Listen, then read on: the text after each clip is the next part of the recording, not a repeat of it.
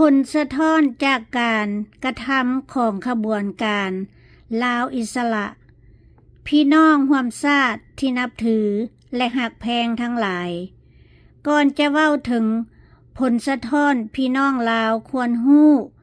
ที่มาของขบวนการดังกล่าววันที่12ตุลา1945เจ้าเพชรสลาดได้สร้างตั้งขบวนการลาวอิสระและได้สร้างทุ่งกาเดือนขึ้นมาคณะแกนนำของลาวอิสระประกอบด้วยเจ้าเพชรสลาดเจ้าสุวรรณภูมาสหายสุภานุวงศ์และผู้ที่เห็นพร้อมจำนวนหนึ่งจุดประสงค์ของขบวนการลาวอิสระแม่นต่อสู้เพื่ออยากให้ประเทศลาวได้รับเอกราชเนื่องจากว่าเวลานั้นประเทศลาวเป็นเมืองขึ้นของฝรั่งการต่อสู้ตั้งปี1945ถึงปี1959ลาวอิสระบ่สามารถเอาชนะได้ถึงแม้นว่าเจ้าสุวรรณภูมาได้รับหน้าที่เป็นนายกรัฐมนตรีบางครั้งคราวเพื่ออยากให้ขบวนการลาวอิสระควบคุมเหตุการณ์ทั้งหมดสุภานุวงศ์จึงชี้นำให้กองแลเฮ็ดรัฐประหารขึ้นในวันที่9/8/60กองแลจึงมอบอำนาจให้แก่เจ้าสุวรรณภูมาหมายความว่าลาวอิสระได้ควบคุมเหตุการณ์ทั้งหมดในตีออกนอกตีเข้าเมื่อได้โอกาสการโฮมลาวในวันที่21กุมภาพันธ์1973เจ้าสุวรรณภูมาจึงสั่งปลดอาวุธฝ่ายตนแล้วมอบอำนาจทุกอย่างให้สุภานุวงศ์หลายคนถามกันว่าเจ้าสุวรรณภูมาและสุภานุวงศ์แม่นไอ้น้องกันแท้บ่คำตอบคือบ่แม่นข้าพเจ้าได้มีโอกาสลมกับเจ้าหญิงวังหน้าองค์หนึ่งเว้าสู่ฟังว่าเจ้าบุญคงพ่อเจ้าเพชรสลาด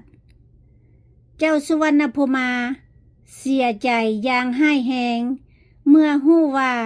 หม่อมคำอ้วนเมียน้อยผู้ที่11ได้ให้ทิศผิวบ้านวัดธาตุพนักงานช่วยเวียกพระองค์นอนนำหม่อมคำอ้วนถือพาเจ้าบุญคงสร้างเสนาอามาตย์เอาโซ่เล็กมัดหม่อมคำอ้วนและเนรเทศหม่อมคำอ้วน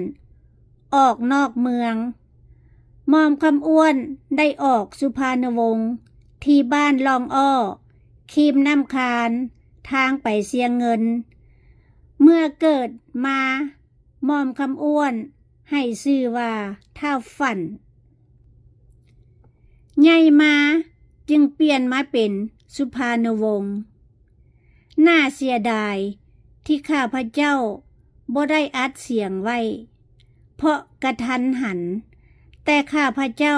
ขอยั่งยืนด้วยเกียรติและศักดิ์ศรีสุภานุวงศ์ยืดอำนาจได้ในวันที่2 ธันวาคม 1975ทำการกดขี่ข่มเหงประชาชนลาวผู้ที่มีแนวคิดต่างพรรคประชาชนปฏิวัติลาวได้ทำการปราบปรามยื่นเฮือนศาลบ้านซองให้นาหัวสวนที่ทำมาหากินประชาชนทนต่อการกดขี่ข่มเหงบ่ได้จึงพากันหนีข้ามของมาพึ่งประเทศไทยการหนีข้ามของด้วยความยากลำบากของประชาชนในครั้งนี้แม่นบทเรียนอันล้ำค่า และเป็นประวัติศาสตร์ที่ประชาชนลาวลืมบ่ได้เนื่องจากว่าเสียงปืนกองหลอนของพรรครัฐยิงใส่ประชาชนกำลังเอาตัวข้ามแม่น้ำโขงจนแม่น้ำโขงกลายเป็นสายเลือดเสียงห้องให้ผัวพัดเมียลูกเต้าจมน้ำตายไปต่อหน้าพ่อแม่จะช่วยลูกก็บ่ได้สุภานุวงศ์จะได้รับตำแหน่งประธานประเทศแต่ไก่สอนพรหมวิหารควบคุมอำนาจทุกอย่างเฮ็ดให้สุภานุวงศ์เป็นอัมพาตสุภานุวงศ์ได้เปิดเผยความผิดพลาดต่อนักข่าวออสเตรเลียว่าตนเองได้เฮ็ดให้บ้านเมืองล่มจมประชาชนลาวทั้งชาติรู้สึกเสียใจในเหตุการณ์ดังกล่าววันที่17กรกฎาคม1977ไก่สอนได้เซ็นสัญญามอบแผ่นดินลาวให้แก้วนับแต่ที่2ธันวาคม1975เป็นต้นมาภาครัฐได้มอบอำนาจให้จีนเป็นผู้ควบคุมเขื่อนไฟฟ้าทุกแห่งแม่นจีนเป็นเจ้าของเส้นทางรถไฟลาวจีนแม่นจีนเป็นผู้ออกแบบและควบคุมการสร้างหมายว่าวิศวกรและแรงงานก่อสร้างแม่นจีนทั้งหมดแต่การใช้จ่ายแม่นลาวเป็นผู้จ่ายดังนั้นลาวจึงเป็นหนี้จีนหลายพันล้านดอลลาร์นอกจากนั้น